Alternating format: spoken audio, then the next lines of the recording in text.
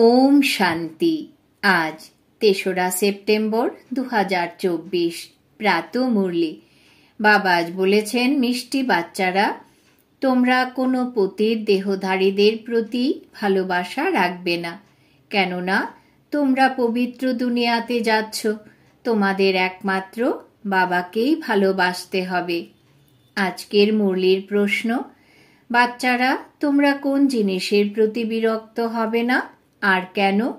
উত্তর, তোমরা তোমাদের এই শরীরের প্রতি কোনো রকম বিরক্ত হবে না, কেননা তোমাদের এই শরীর হলো অত্যন্ত ভ্যালুয়েবল। আত্মা এই শরীরে বসে বাবাকে স্মরণ করে অনেক বড় লটারি পাচ্ছে।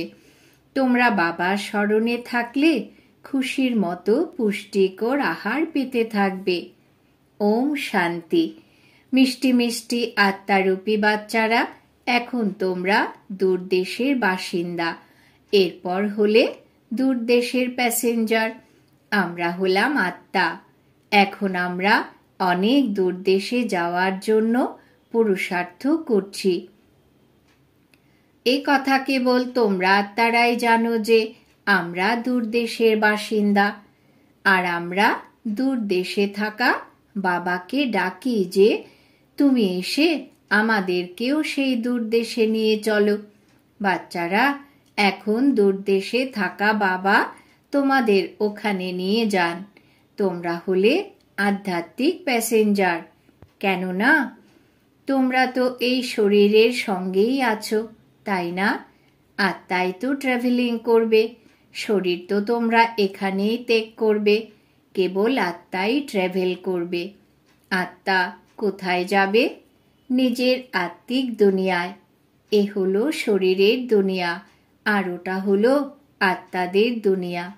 বাবা বাচ্চাদের বুঝিয়েছেন, এখন তোমাদের ঘরে ফিরে যেতে হবে, যেখান থেকে তোমরা এখানে পার্ট প্লে করতে এসেছো। এ হলো অনেক বড় মণ্ডপ বা স্টেজ। এই স্টেজে অ্যাক্ট করে আবার সবাইকে ফিরে যেতে হবে। নাটক যখন সম্পূর্ণ হবে তখনই তো তোমরা যাবে, তাই না? এখন তোমরা এখানে বসে আছো, তোমাদের বুদ্ধিযোগ কিন্তু ঘর আর রাজধানীর প্রতি। এ কথা খুব পাকাপাকি ভাবে মনে রেখো, কেননা এমন মহিমা তো আছেই। অন্তিম সময়ে যেমন মতি তেমনই গতি। এখন এখানে তোমরা পাঠ গ্রহণ করছো। তোমরা জানো যে ভগবান শিব বাবা আমাদের পড়ান। এই পুরুষোত্তম সঙ্গম যুগ ছাড়া ভগবান কখনোই পড়াবেন না। সম্পূর্ণ 5000 বছরে নিরাকার ভগবান বাবা একবারই এসে পড়ান। এ বিষয়ে তো তোমরা সম্পূর্ণ নিশ্চিত। এই পাঠও কত সহজ। এখন ঘরে ফিরে যেতে হবে। ওই ঘরের প্রতি তো সম্পূর্ণ দুনিয়ার ভালোবাসা আছে। সকলেই তো মুক্তিধামে যেতে চায়, কিন্তু অর্থ কেউ বোঝে না। সাধারণ মানুষের বুদ্ধি এখন কেমন আর তোমাদের বুদ্ধি এখন কেমন তৈরি হয়েছে, দুয়ের কত ফারাক। পুরুষার্থের নম্বর অনুযায়ী তোমাদের এখন স্বচ্ছ বুদ্ধি। তোমরা খুব ভালোভাবে এই বিশ্বের আদি, মধ্য এবং অন্তের জ্ঞান জানো। তোমাদের মনে আছে যে আমাদের এখন পুরুষার্থ করে নর থেকে অবশ্যই নারায়ণ হতে হবে। এখান থেকে তো প্রথমে নিজেদের ঘরে ফিরে যাবে, তাই না? তাই খুশির সঙ্গে যেতে হবে। সত্যযুগে যেমন দেবতারা খুশির সঙ্গে এক শরীর ত্যাগ করে অন্য শরীর ধারণ করে, তেমনি তোমাদের এই পুরনো শরীরকে খুশির সঙ্গে ত্যাগ করতে হবে। এই শরীরের প্রতি বিরক্ত হয়ো না, কেননা এই শরীর হলো খুবই মূল্যবান। এই শরীরের দ্বারাই আত্মা বাবার থেকে লটারি পায়। আমরা যতক্ষণ না পবিত্র হতে পারি ততক্ষণ ঘরে ফিরে যেতে পারি না। তোমরা বাবাকে স্মরণ করতে থাকলে সেই যোগ বলের দ্বারাই পাপের ভার মুক্ত হবে, না হলে অনেক সাজা ভোগ করতে হবে। তোমাদের তো অবশ্যই পবিত্র হতে হবে। লৌকিক সম্বন্ধেও কোনো বাচ্চা কোনো খারাপ পতিত কাজ করলে বাবা তাকে রাগ করে লাঠির আঘাত করেন, কেননা নিয়ম বহির্ভূতভাবে তারা পতিত হয়ে যায়। কারোর সঙ্গে যদি নিয়মের বাইরে প্রেমের সম্পর্ক রাখে তাহলে বাবা মায়ের ভালো লাগে না। অসীম জগতের এই বাবা বলেন, বাচ্চারা, তোমরা তো এখানে চিরকাল থাকবে না, এখন তোমাদের নতুন দুনিয়াতে যেতে হবে। ওখানে কোনো বেকারি পতিত থাকে না। এক পতিত পাবন বাবা এসেই তোমাদের এমন পবিত্র বানান। বাবা নিজেই বলেন, আমার জন্ম দিব্য এবং অলৌকিক। আর কোনো আত্মাই আমার মতো শরীরে প্রবেশ করতে পারে না। যদিও ধর্ম স্থাপকরা আসেন, তাদের আত্মা প্রবেশ করে, কিন্তু সে কথা আলাদা। আমি তো সবাইকে ফিরিয়ে নিয়ে যেতেই আসি। ওরা তো নিচে নেমে আসে তাদের ভূমিকা পালন করার জন্য। আমি তো সবাইকে নিয়ে যাই, তারপর বলে দেই তুমি কিভাবে প্রথম দিকে নতুন দুনিয়াতে আসবে। ওই নতুন দুনিয়াতে কেউ বক থাকে না। বাবা তো বকেদের মাঝেই আসেন, তারপর তোমাদের হংসে পরিণত করেন। তোমরা এখন হংসে পরিণত হয়েছ এবং মুক্ত চয়ন করছ। সত্যযুগে তোমরা এই রত্ন পাবে না। এখানে তোমরা এই জ্ঞান রত্নের চয়ন করে হংসে পরিণত হও। তোমরা কিভাবে বক থেকে হংসে পরিণত হও সে কথা বাবা বসে তোমাদের বুঝিয়ে বলেন। তিনি এখন তোমাদের হংসে পরিণত করছেন। দেবতাদের হংস এবং অসুরদের বক বলা হবে। এখন তোমরা আবর্জনা ত্যাগ করে মুক্ত চয়ন করছ। তোমাদেরই পদ্মসম সৌভাগ্যশালী বলা হয়। তোমাদের পায়ে পদ্মের ছাপ লাগে। সে বাবার তো পাই নেই যে পদ্ম হতে পারবে। তিনি তো তোমাদের পদ্মসম সৌভাগ্যশালী বানান। বাবা বলেন যে আমি তোমাদের এই বিশ্বের মালিক বানাতে এসেছি। এই সমস্ত বিষয়ই খুব ভালোভাবে বোঝার। মানুষ তো এ কথা বোঝেই যে এক সময় স্বর্গ ছিল, কিন্তু তা কবে ছিল আবার কিভাবে হবে সেসব জানে না। বাচ্চারা, তোমরা এখন আলোতে এসেছ, ওরা সব অন্ধকারে আছে। এই লক্ষ্মী নারায়ণ কিভাবে বিশ্বের মালিক হয়েছিলেন এ কথা জানেই না। এ হলো 5000 বছরের কথা। বাবা বসে বোঝান, তোমরা যেভাবে তোমাদের ভূমিকা পালন করতে আসো, আমিও তেমনই আসি। তোমরা আমাকে নিমন্ত্রণ করে ডাকো, হে বাবা, আমাদের মতো পতিতদের তুমি এসে পবিত্র বানাও। আর কাউকেই এমন বলবে না, এমনকি ধর্মস্থাপকদেরও এমন বলবে না যে এসে সকলকে পবিত্র বানাও। খ্রাইস্ট এবং বুদ্ধকে পতিত পাবন বলবেই না। গুরু তিনি, যিনি সদ্গতি করবেন। তিনি তো প্রথমে আসেন, তার পেছনে সবাইকেই আসতে হয়। এখান থেকে ফিরে যাওয়ার রাস্তা বলে দেওয়া, সকলের সদ্গতি করা অকাল মূর্তি হলেন এক বাবাই। বাস্তবে সদ্গুরু শব্দটি হলো সঠিক, বরং তোমরা যা বলো তার তুলনায় সঠিক শব্দের প্রয়োগ তো শিখরাই করে। উচ্চ স্বরে বলে সদ্গুরু অকাল। তারা অনেক জোরে সুর করে বলে, তারা বলে সদ্গুরু অকাল মূর্তি। মূর্তই যদি না হয় তাহলে সদ্গুরু কিভাবে হবে? সদ্গতি কিভাবে দেবে? প্রকৃত সদ্গুরু নিজে এসেই তার পরিচয় দেন। আমি তোমাদের মতো জন্ম নেই না। আর তো সকলেই শরীরধারীরা বসে শোনান। তোমাদের অশরীরী আত্মাদের পিতা বসে শোনান। এ হলো রাত দিনের তফাৎ। এই সময় মানুষ যা কিছুই করে তা ভুলই করে, কেননা তারা রাবণের মতে চলছে, তাই না? প্রত্যেকের মধ্যেই 5 বিকার উপস্থিত। এখন হলো রাবণ রাজ্য। এইসব কথা বাবা ডিটেলে বসে বোঝান, না হলে সম্পূর্ণ দুনিয়ার চক্রের কথা কিভাবে জানা যাবে? এই চক্র কিভাবে ঘোরে তা তো জানা উচিত, তাই না? এও তোমরা বলো না যে বাবা তুমি বোঝাও। বাবা নিজের থেকেই বোঝাতে থাকেন। তোমাদের একটি প্রশ্ন জিজ্ঞাসা করার থাকে না। ভগবান তো হলেন বাবা। বাবার কাজ হলো সবকিছুই নিজে থেকে শোনানো, নিজের থেকে করা। স্কুলে গিয়ে বাবা বাচ্চাদের নিজের থেকেই ভর্তি করেন, তাদের চাকরি করতে পাঠান, তারপর বলেন 60 বছর পরে এই সব ছেড়ে ভগবানের ভজন করো, বেদ শাস্ত্র ইত্যাদি পড়ো, পূজা করো। তোমরা অর্ধেক কল্প পূজারী হও, আবার অর্ধেক কল্প পূজ্য।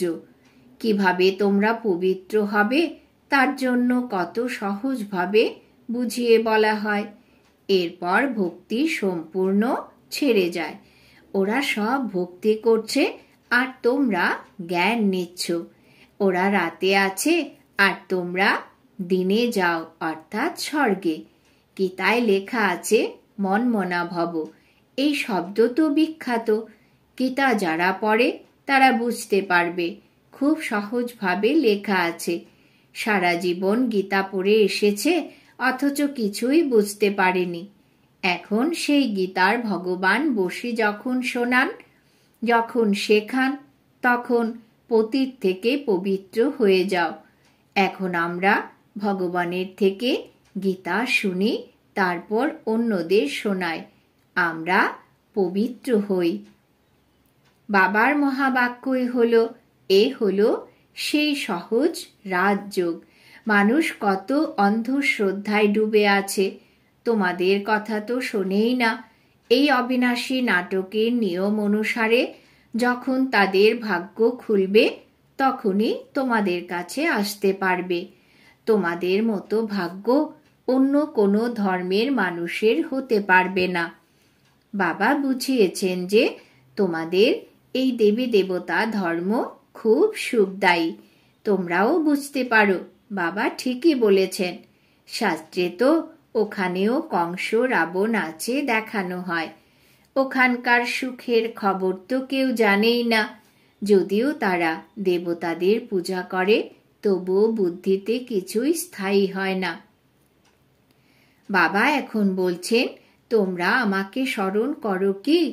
এমন কখনো শুনেছ কি বাবা বাচ্চাদের বলছেন তোমরা আমাকে স্মরণ করো?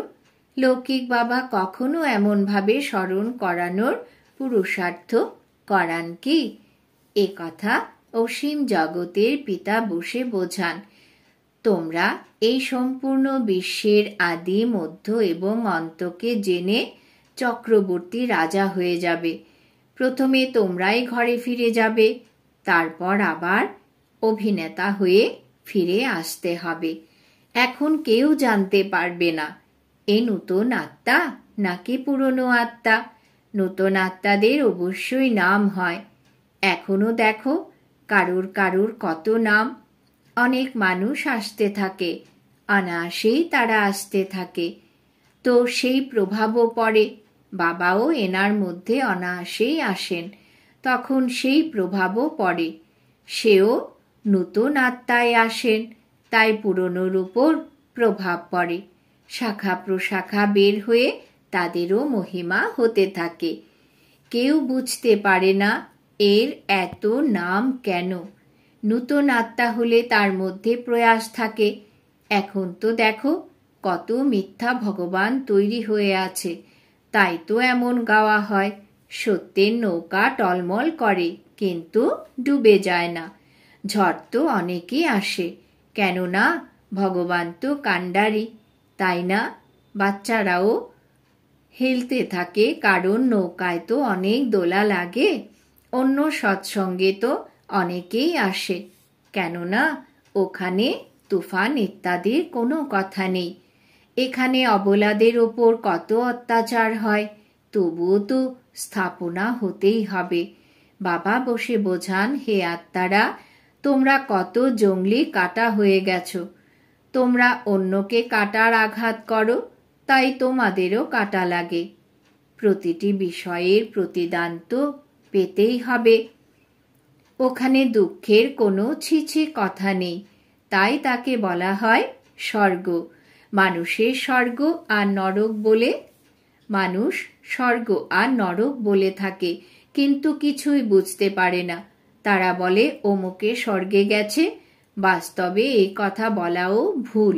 নিরাকারী দুনিয়াকে স্বর্গ বলা হয় না, সে হলো মুক্তিধাম।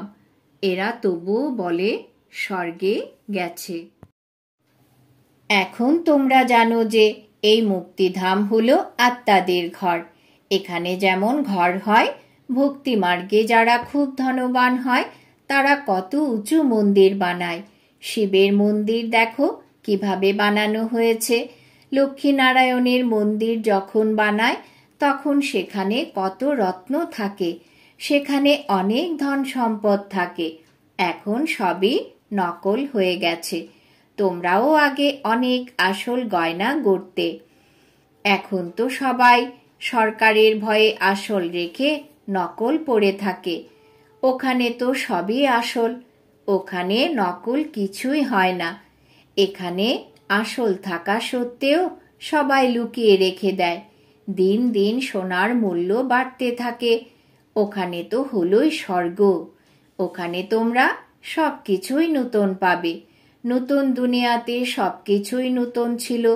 সেখানে অথই ধন ছিল। এখন তো দেখো প্রতিটি জিনিসই কত মূল্যবান হয়ে গেছে।